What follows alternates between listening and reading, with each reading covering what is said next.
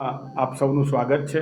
મારી સાથે media panellist અને અમદાવાદ શહેરના પ્રવક્તા રમેશભાઈ વોરા પણ છે.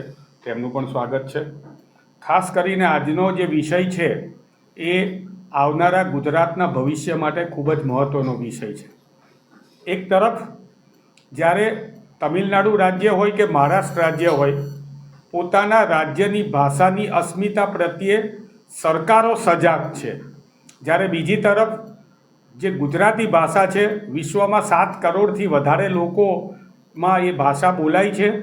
ભાષાની દ્રષ્ટિએ સમગ્ર વિશ્વમાં બોલાતી 26મી ભાષા હોવા છતાં ગુજરાતની અંદર ગુજરાત સરકાર દ્વારા ગુજરાતી ભાષા ઉપર પ્રહારો યથાવત છે.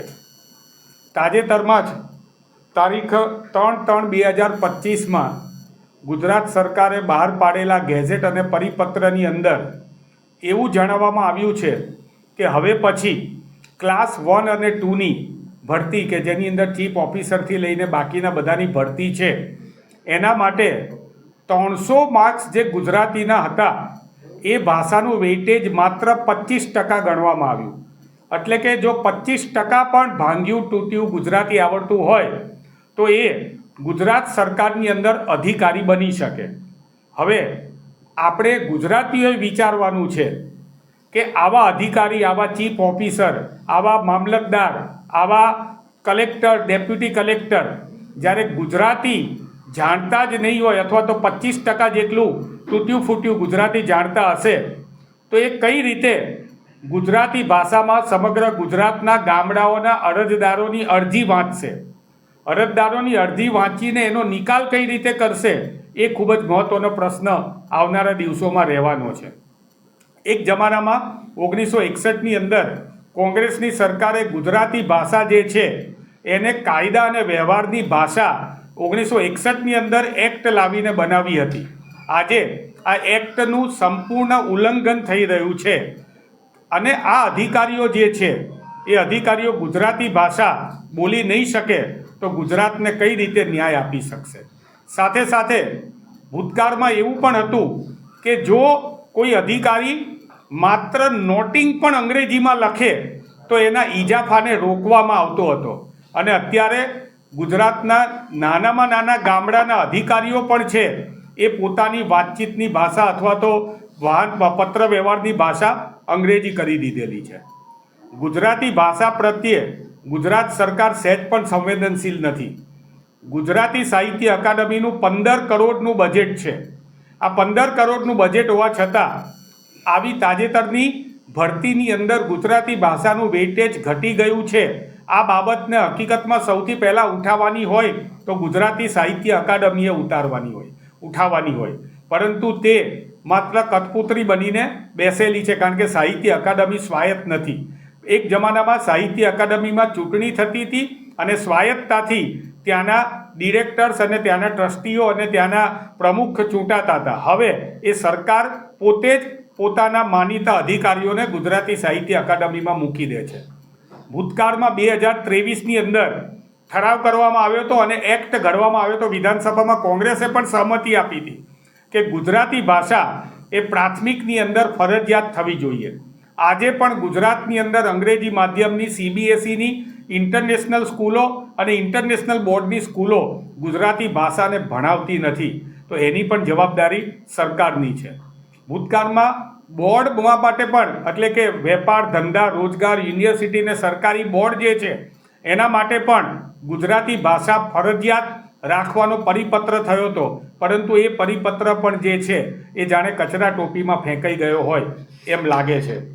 ગુજરાત પ્રદેશ કોંગ્રેસ સમિતિ દ્વારા વારંવાર ગુજરાતી ભાષા માટે માગણીઓ કરવામાં આવે છે.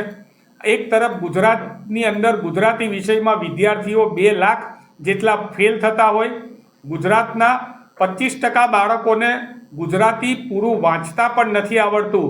ગુજરાતી શાળાના બાળકોને ગુજરાતી શાળાઓ ગુજરાતમાંથી સદંતર બંધ થઈ રહી હોય, નવી માત્ર અંગ્રેજી માધ્યમની શાળાઓ ખુલી રહી હોય, ત્યારે ગુજરાત પ્રદેશ કોંગ્રેસ સમિતિ એ પોતાની 5 માગણીઓ કરે છે. સૌપ્રથમ તો ₹15 કરોડનું બજેટ ધરાવતી ગુજરાતી સાહિત્ય અકાદમીને સ્વાયત્ત કરવામાં આવે. દરેક શાળામાં ગુજરાતી ભાષા ફરજિયાત ભણાવવી તે એક્ટનો મજબૂતાઈથી અમલ કરવામાં આવે. શોપ એન્ડ એસ્ટાબ્લિશ એક્ટની અંદર સુધારો કરીને ગુજરાતી ભાષામાં ધંધાકીય બોર્ડને ફરજિયાત કરવામાં આવે. અન્ય રાજ્યોમાં જેમ ગ્રંથાલય ધારો છે કે જેની અંદર ગામડાઓની અંદર ભાષાની પોતાની ભાષાના પુસ્તકો વાંચવા માટે ગ્રંથાલય બનાવવામાં આવે તો ગુજરાતની અંદર પણ ગ્રંથાલય ધારો મૂકવામાં આવે, એને વિધાનસભામાં પાસ કરવામાં આવે. અને તાજેતરમાં થયેલ ભરતી માટેના પરિપત્રમાં જે ગુજરાતી ભાષાને 25% વેઇટેજ આપેલું છે એ વેઇટેજને સદંતર રીતે બંધ કરીને ગુજરાતી ભાષાને 100% વેઇટેજ આપવામાં આવે, જેથી કરીને ગુજરાતના વિદ્યાર્થીઓ અને ગુજરાતના ભાવિ પેઢીને ગુજરાતી જાણતા અધિકારીઓ મળે અને ગુજરાતની અસ્મિતાને સચવાઈ શકે. જય જય ગરવી ગુજરાત.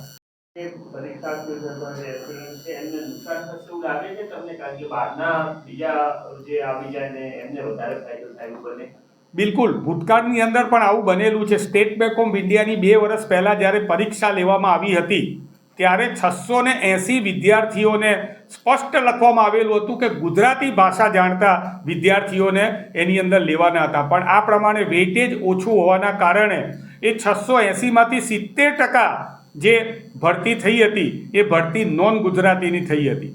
એ વખતે પણ પ્રદેશ કોંગ્રેસે વિરોધ નોંધાવેલો હતો.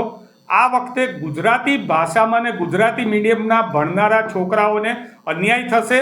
અંગ્રેજી ભાષા અને અન્ય રાજ્યોના વિદ્યાર્થીઓ જે છે એ હવે ભૂતકાળમાં આપણા અધિકારીઓ બનીને આવશે અને જે રીતે આપણા આઈએએસ અને આઈપીએસ ઓફિસરો જ્ઞાન્યંતર અને નારી જાતિને જાણતા નથી ને ભાંગ્યું તૂટ્યું અંગ્રેજી અને ભાંગ્યું તૂટ્યું ગુજરાતી બોલે છે, એવું હવે મને લાગે છે કે કલેક્ટર કચેરી અને મામલતદાર કચેરી કે તલાટી સુધીની કચેરીમાં આ બાબત હવે આમ થઈ જશે અને ભોગવવાનું આવશે એ સામાન્ય ગુજરાતીને.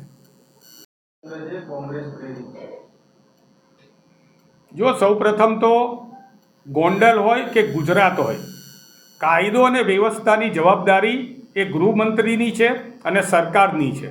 આજે જ્યારે ગોંડલમાં જે અત્યારના દ્રશ્યો તમે જોઈ રહ્યા છો એ દ્રશ્યની અંદર આપણા ગૃહમંત્રી જે એમ કહેતા હતા કે કાયદામાં રહેશો તો ફાયદામાં રહેશો, મને લાગે છે કે અહીંયા કાયદામાં કોઈ રહેતું નથી. અહીંયા જે પ્રમાણે ગોંડલની અંદર દ્રશ્યો જોવામાં આવે છે એ દ્રશ્યો જોતા ગૃહમંત્રી શ્રી જે વારંવાર કહે છે કે ચમરબંધીઓને છોડીશું નહીં, ચમરબંધીઓને છોડીશું નહીં, પરંતુ અહીંયા ભાજપના ચમરબંધીઓ હોવાથી આ ભાજપની આંતરિક લડાઈ છે. બંને બાજુ ભારતીય જનતા પાર્ટીના જ નેતાઓ જે છે એ પોતાના અસ્તિત્વ માટે લડી રહ્યા છે અને ભોગ બની રહી છે નિર્દોષ જનતા. ભૂતકાળમાં અમરેલીની અંદર પણ ભાજપના ધારાસભ્ય અને ત્યાંના જિલ્લા પંચાયતના સભ્યો વચ્ચે આવી લડાઈ થઈ હતી અને ભોગ બની હતી એક નિર્દોષ આપણી પાટીદારની બહેન પાયલબેન. અને એ પાયલબેન ગોટીને જે પ્રમાણે એમને હેરાન કરવામાં આવ્યા, પ્રતિપીડિત કરવામાં આવ્યા, પગમાં લાકડીઓ મારવામાં આવી, આ બધું વસ્તુ જે છે એનો તો અત્યારે હાઈકોર્ટમાં કેસ ચાલી જ રહ્યો છે અને એને તો સજા મળવાની જ છે. પરંતુ ગોંડલની અંદર કાયદો અને વ્યવસ્થાની સંભાળવાની જેની જવાબદારી છે તેઓ આની અંદર નિષ્ફળ રહ્યા છે અને ભારતીય જનતા પાર્ટીની યાદવા સ્તરી છે એ હવે એક છેલ્લે નીચલા સ્તર ઉપર પહોંચી ગઈ હોય એમ લાગી રહ્યું છે. સરકારે તાત્કાલિક કાયદો અને વ્યવસ્થા સુધારવા માટે પગલાં લેવા જોઈએ અને મને લાગે છે કે ગૃહમંત્રી શ્રી જે છે એ પોતે ચમરબંધીઓને છોડીશું નહીં એ વાક્યનું રટણ ના કરે અને સાચે જે પ્રમાણે પેલું ગુંડાઓનું લિસ્ટ બનાવ્યું હતું એમાં ખુલ્લી તલવારો લઈને ફરતા અને બંદૂકો બતાવતા ગુંડાઓને પણ ઉમેરે અને એમની સામે પણ પગલાં લે એવી ગુજરાતની જનતા અપેક્ષા રાખે છે.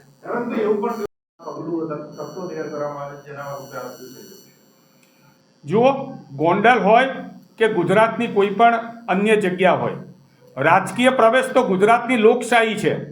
અહીંયા તો તમિલનાડુથી તમિળ મુંડન કન્નમ ટીએમકેની પાર્ટીને પણ આવવું હોય તો અહીંયા આવી શકે છે, એમને કોણ રોકી શકે છે?